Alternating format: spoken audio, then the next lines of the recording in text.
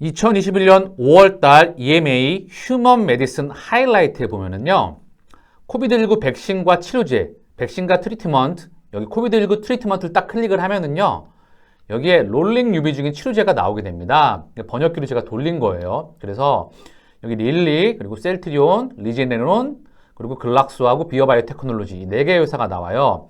아직 롤링 리뷰, 4가지 다 롤링 리뷰 중이고요. 승인 난 건 없습니다. 날짜를 좀 봤더니 2021년 3월 11일 릴리 같은 경우에 밤나니밥, 에테세밥 이거 번역기가 좀 잘못된 것 같아요. 그리고 우리 셀트리온은 2월 24일, 리제네론은 2월 1일, 그리고 소트로비밥은 얘는 이제 얼마 안 됐잖아요. 5월 7일. 이제 롤링 리뷰에 대한 이제 정식 승인에 대한 소식이 나올 수 있겠죠. 그래서 수출에 조금 더 탄력이 붙을 수 있을 거라 생각을 하고요. 저는 이 한 장이 의미하는 바가 상당히 큰 것 같아요. 그 부분을 좀 언급하고 갈게요. 먼저 일라이릴리를 볼까요? 일라이릴리는 밤나니비밥과 에테세비밥의 칵테일 항체예요. 항체 2개죠. 밤나니밥은 캐나다 회사와 그리고 에테세비밥은 상하이 증시 중국 회사와 공동 개발했습니다. 생산은 삼성바이오로스와 암젠의 생산시설을 이용하고 있어요. 이 말이 뜻하는 바가 저는 무척 크다고 생각해요. 왜냐?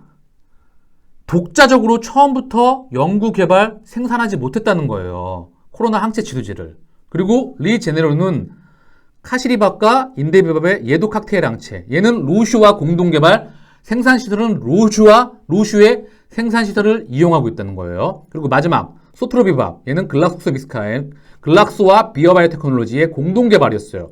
그쵸? 이게 의미하는 바가 저는 무척 크다고 생각합니다. 왜? 세계적인 다국적 제약회사나 그리고 세계적인 바이오텍도 처음부터 독자적으로 코로나 항체 치료제를 개발하는 게 얼마나 힘들었으면 협업을 진행하겠습니까?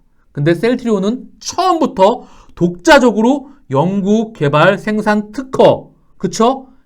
임상과 이런 모든 부분들을 독자적으로 진행했다는 겁니다. 이 셀트리온이라는 회사가. 그래서 그만한 경쟁력과 파괴력을 가지고 있습니다. 그쵸? 레케노라주 하나만 봐도 이 셀트리온의 대단한 경쟁력을 저는 확인할 수 있다고 생각합니다. 항체 치료제니까 항체에 대한 경쟁력을 좀 언급하고 갈까요? 제가 항상 셀트리온은 항체 분야에 있어서 세계적인 경쟁력을 가지고 있다고 말씀을 드리고 있죠. 이 코로나 치료제를 통해서도 그 분야가 명백히 입증되고 있습니다. 릴리 같은 경우에는 칵테일 항체 2개를 써요.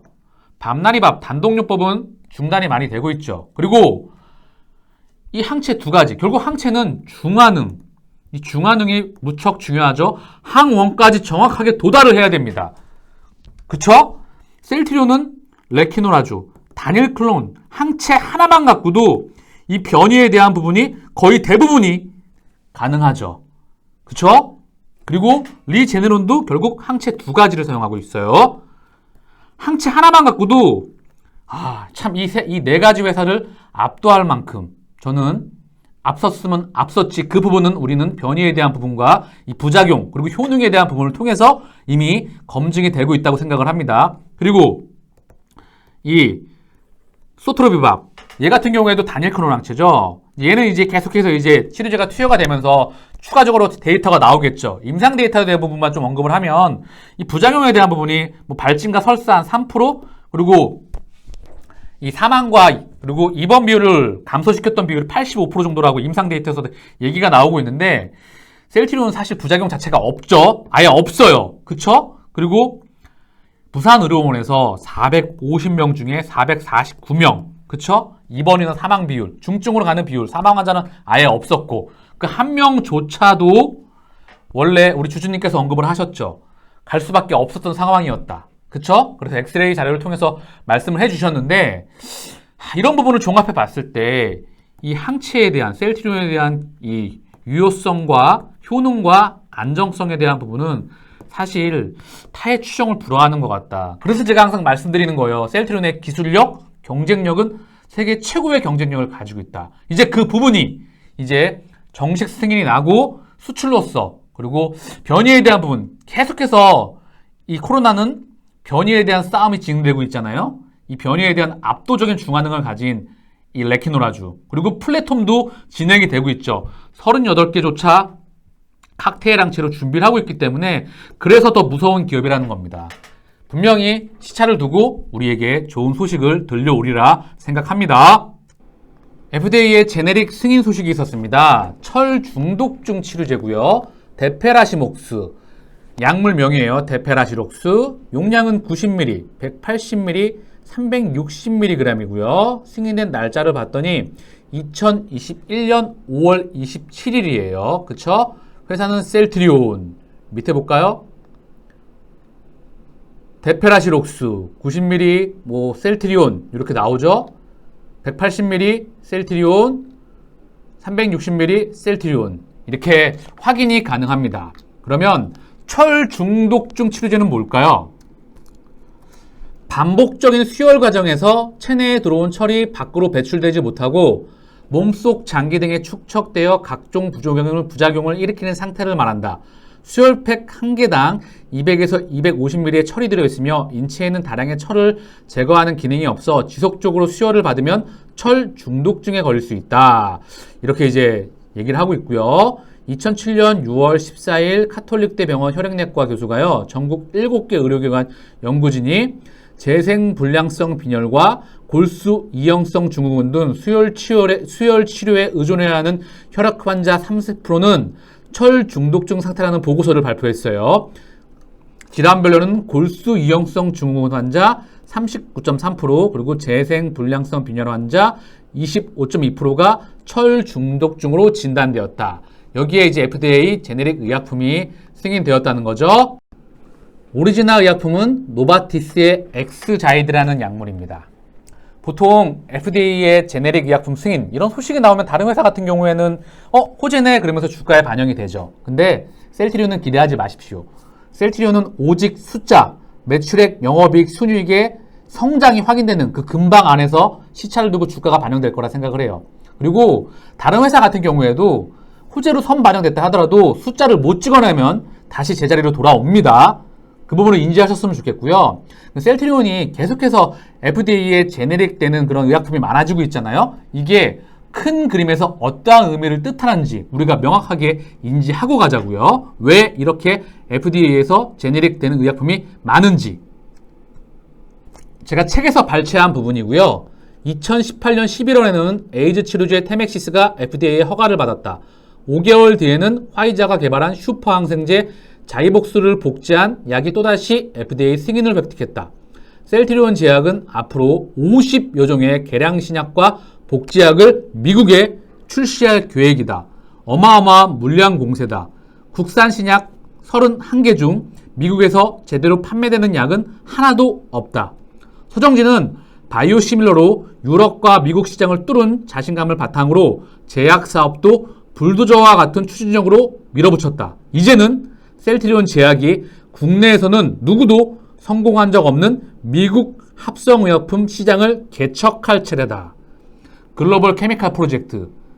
이제 이 부분이 확대가 되고 있는 큰 그림에서 이해하셨으면 합니다. 질병청 셀트리온 레키노라 치료 효과 직접 확인 나서 조건부 허가 이후 3,000명 이상 투여했지만 치료 예방 효과 관련 결과 없어. 전복민 의원 500억 넘게 국가 예산 투입된 치료제 효과를 이제 평가하나. 셀트리온의 코로나19 치료제 레키노라가 국내 허가를 받은 지 3개월 이상이 지나 3,000명 이상에게 투여됐음에도 치료 효과를 제대로 규명한 연구 결과가 없어 결국 보건당국이 직접 확인에 나선다 라는 소식인데 봤더니 효과 평가 용역기간은 6개월 그리고 레키노라를 투여받은 코로나19 환자 200명과 그와 비교해 가능한 대조군 200명을 설정해서 지금 분석하는 방식으로 진행할 계획이라고 합니다. 6개월. 이게 무슨 소리죠? 조금 있으면 임상 3상에 대한 데이터가 나옵니다. 그쵸? 좀 마음에 안 들죠, 이 부분. 그쵸? 그래서 전복민 의원님, 이 부분 예전에 좀 확인 좀 해볼게요, 잠깐. 셀트리온 코로나19 치료제 사용 전부 예측 25% 불과. 전복민 의원 1325명 투약 500억 원 예산 투입했지만 제 역할 못해.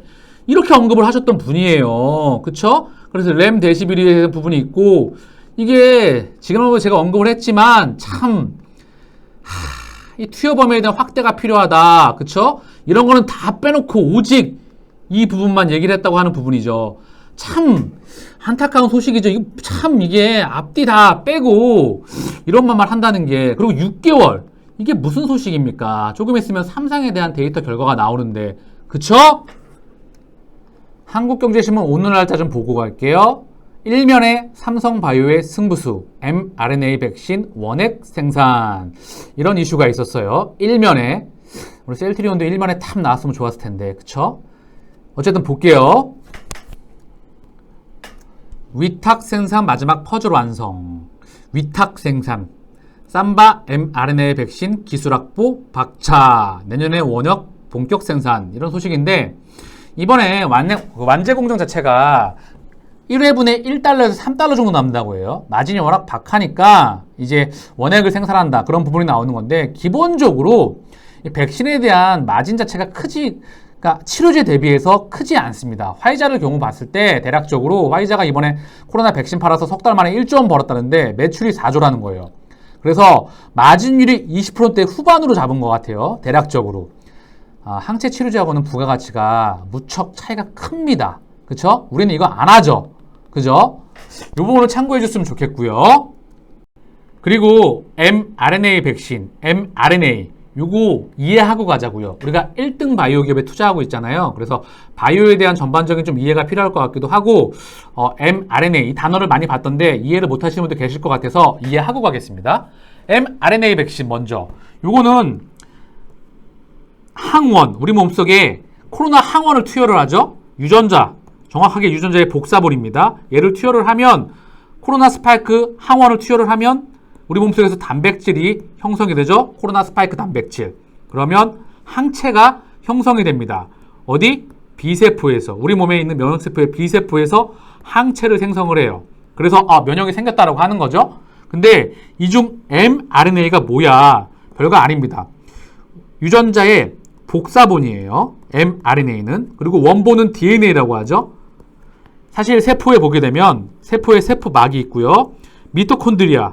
얘가 화력발전소죠. 우리 몸의 에너지원을 막 흡수한다 그래서. 그리고 핵 속에 핵이 있죠. 이 핵 속에는 DNA와 RNA가 있습니다. 근데 DNA는 원본, RNA는 복사본인데 세포가 막 분열을 하잖아요. 분열을 하면서 세포에서 분열을 하면 이제 합쳐져가지고 세포가 많은 것들이 합쳐져서 조직이 되고 보통 조직 검사한다 그러죠? 조직이 모이면 기관이 되고, 기관계가 되고, 사람이 되는 거잖아요. 그래서 세포가 막 분열하잖아요. 나이가 되면 세포 분열도 좀 줄어들긴 하죠. 그래서 상처가 나거나 잘 안 아물기도 하고 막 그러는데, 어쨌든, 이게 mRNA. 이게 세 가지가 있어요. 세포가 막 분열을 하면서 막 우리 몸에 구성이 되는데, 이 복사가 되면서 mRNA는 설계도예요. 설계도의 복사본이고요. tRNA, 트랜스퍼 RNA라고 하죠. 얘는 이동하는 RNA, 복사본이라고 해요. 그래서 설계도에서 필요한 영양분 있죠. 아미노산, 이런 것들은 어떤 영양분이 필요하고 어떤 아미노산이 필요한지 각 세포마다, 각 조직마다, 각 기관마다 요거를 이동한다는 거죠. 분열할 때. 그리고 마지막으로 tRNA, 리보솜 RNA라고 합니다. 얘는 이제 공장이라 보면 돼요. 단백질을 합성한다고 하죠. 그래서 막 이제 영양분하고 설계도가 오면 거기에 맞춰서 공장에서 막 단백질이 합성이 되는 거예요. 그래서 사람의 몸이 유지될 수 있도록 하는 그런 시스템을 갖고 있다. 이렇게 이해하면 쉽죠? 셀트리온의 공매도 누적 잔고입니다.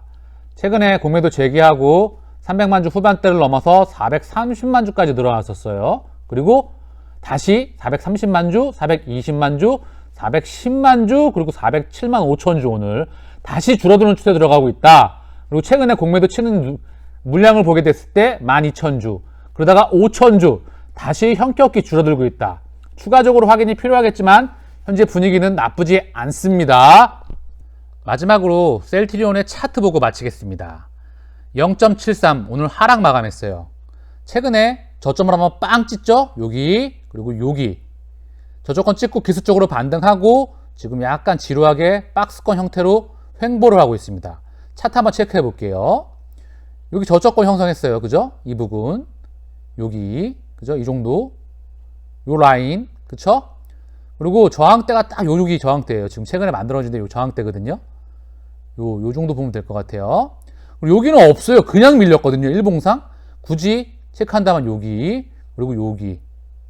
그리고 여기,